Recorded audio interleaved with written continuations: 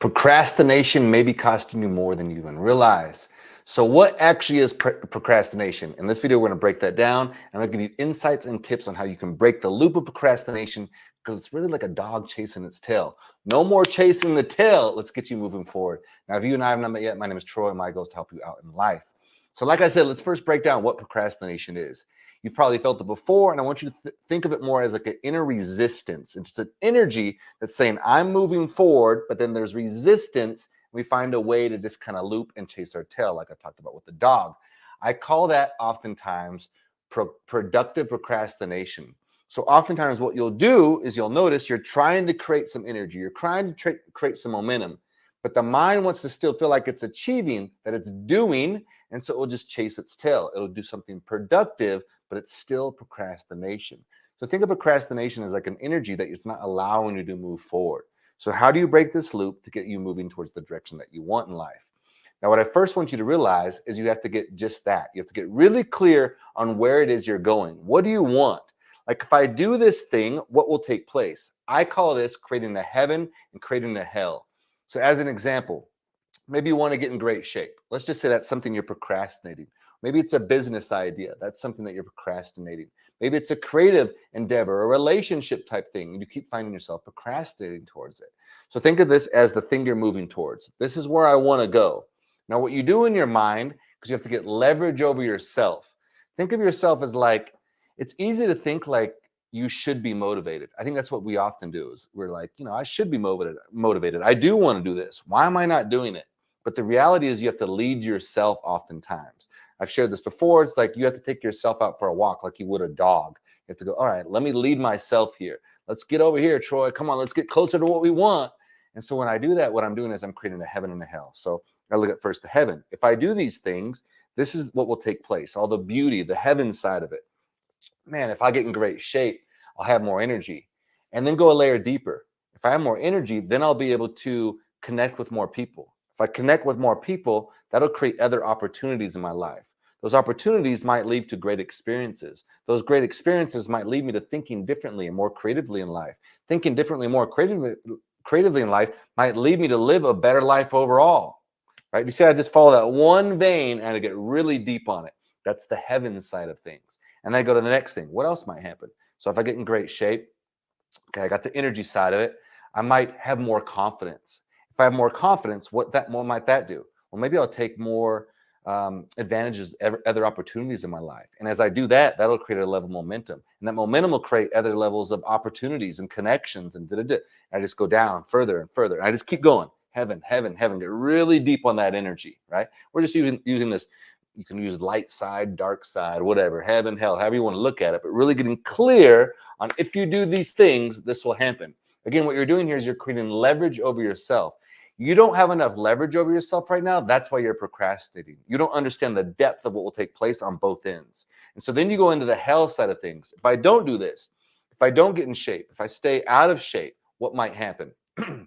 Well, I have lower levels of energy. And then my output in life will be low. The results I get will be low. That'll create a downward spiral of energy. It might lead to depression. That depression leads to oppression. And then I'm not very excited and happy about life. And then everything around me reflects that.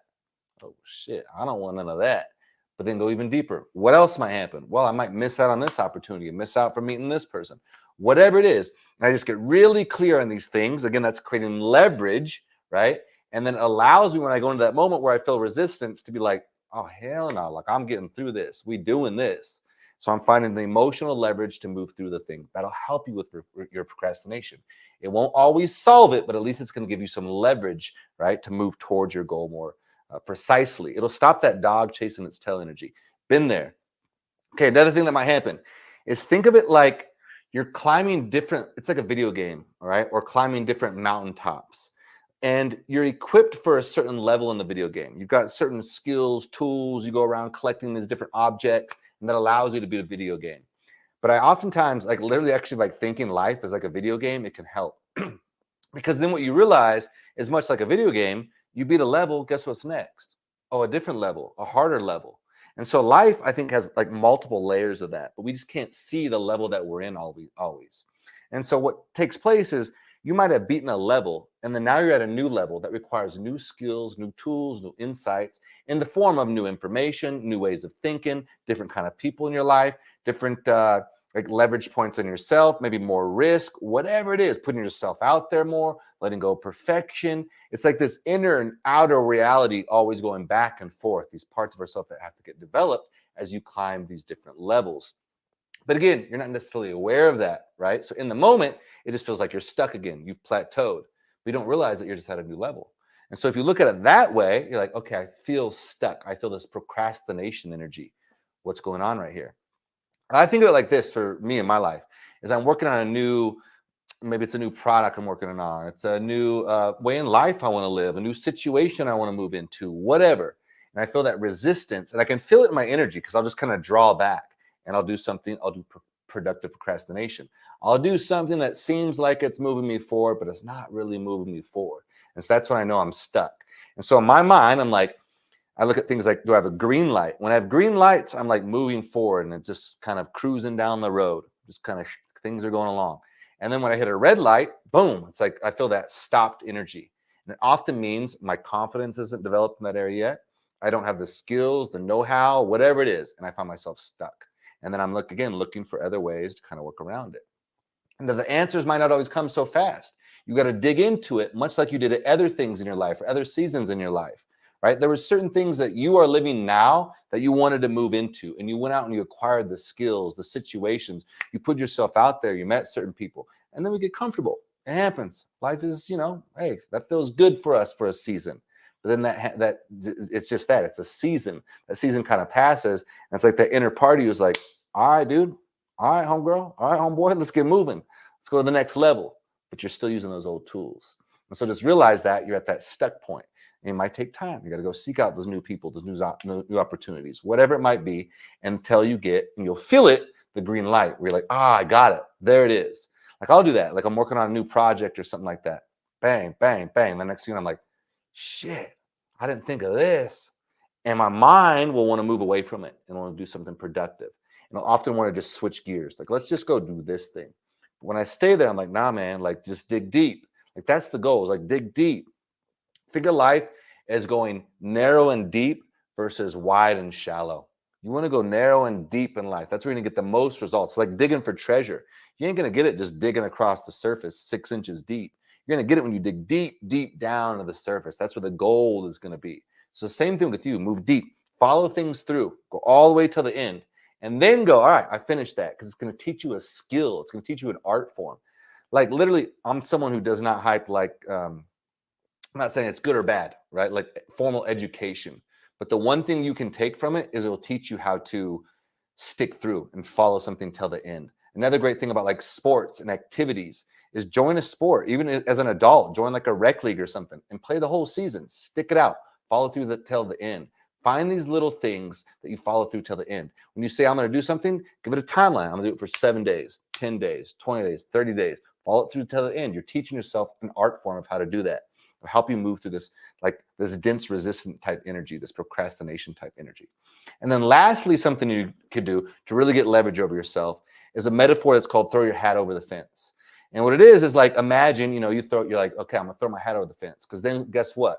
Now you got to go figure out how to go get your hat, right? So you're doing that with different things. In my life, years ago now, man, we're talking like a couple decades ago, I wanted to be a personal trainer, but I was just coming out of school, like high school and all that. And my belief in myself from an academic level was like at zero. Like I did not think I was smart. I didn't think I could do school or anything like that. And frankly, I wasn't doing school. I was working at a gym. I was working at the front desk. The manager came up to me and asked, like, hey, what do you think about being a personal trainer? I'm like, I never thought about it. Sounds cool. Like I'm watching the trainers. Looks dope. You know what I mean? I would like to do that. But I know you have to take an exam. I don't think I'll do very good with the exam. That's literally what I'm like, I don't want to do it. But I thought about it. I watched myself making minimum wage at the front desk. I sucked at the front desk, was not good at managing phone calls. I started watching the trainers. I'm like, damn, that looks dope. They look like they're having fun. It reminded me being in the gym, reminded me of being in athletics again. I'm like, wow, I could really do this. And this is a whole other concept, but it was an area I had financial leverage because I was actually a former athlete. I played sports my whole life and had a lot of success in those areas. And so I could add my expertise at a young age and actually make more than I was at the front desk. At the front desk, I had no leverage. I was adding no value. They could put someone else in there in a blink of an eye, right? And they'd do better than I would. But as a trainer, I'm like, I could get like more money and I'd actually be pretty good at it probably. But I got to take a test. So what did I do? It was the first time I learned about the concept of throwing your head over the fence. I just went out and I bought the course, and the course hurt.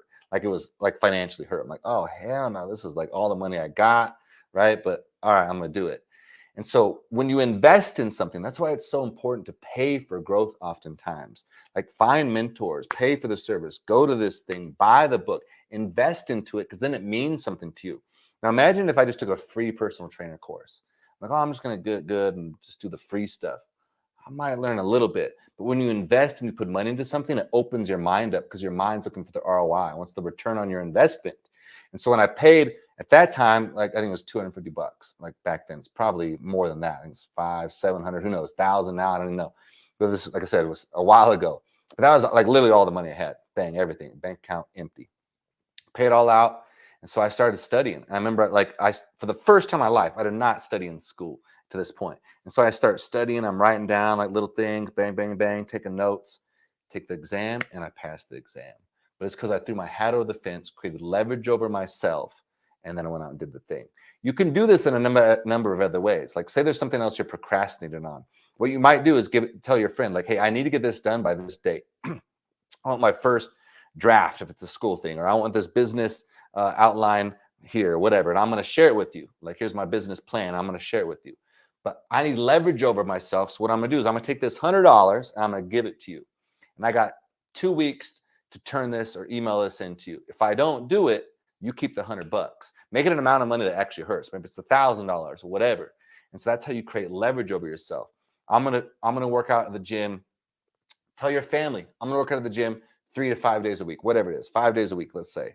That's a lot. Maybe you start at 3, but just 3 days a week, right?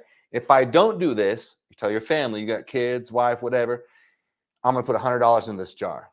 This jar hits $1,000. I'm taking everyone, we're buying X, Y, and Z. We're going to go on a, you'd want to create a leverage. Like, I'd say you go on a trip, right? But you might enjoy that a lot. That'd be pretty dope. Do those things anyways, but something that maybe they want where you're kind of like, oh, damn, you know? So you're creating leverage. You're finding ways to metaphorically, again, throw your head over the fence. So that is another hack that'll help you out. So I hope you found these procrastination like hacks helpful. It's a real thing. And lastly, I would maybe ask you to add up, like, what is the cost of that procrastination? Like, the actual cost. There's a literal actual cost to it, but you're not doing certain things that has cost you. Maybe it's money, maybe it's relationship, it's specific things. And also, I want you to ask yourself, what is the opportunity cost? What is all the other stuff I may have missed? That'll come back to that like heaven and hell concept I talked about with the procrastination. It's really getting leverage over yourself, but looking down the road at what you also have missed out on. That'll, again, give you the emotional leverage to move forward and break that loop. No more productive procrastination. No more dog chasing its tail. Move forward in life. Get really clear on what it is you want and the power behind it, and that will help you break those loops. I make these videos for you. If you haven't already, make sure you like, share, subscribe. Head over to my website, troyfontana.co. There's some valuable content for you there. And I have a free mini course to help you with your confidence, because breaking the loop of procrastination often comes down to the confidence you carry around it. I love you so much. Until next time, peace.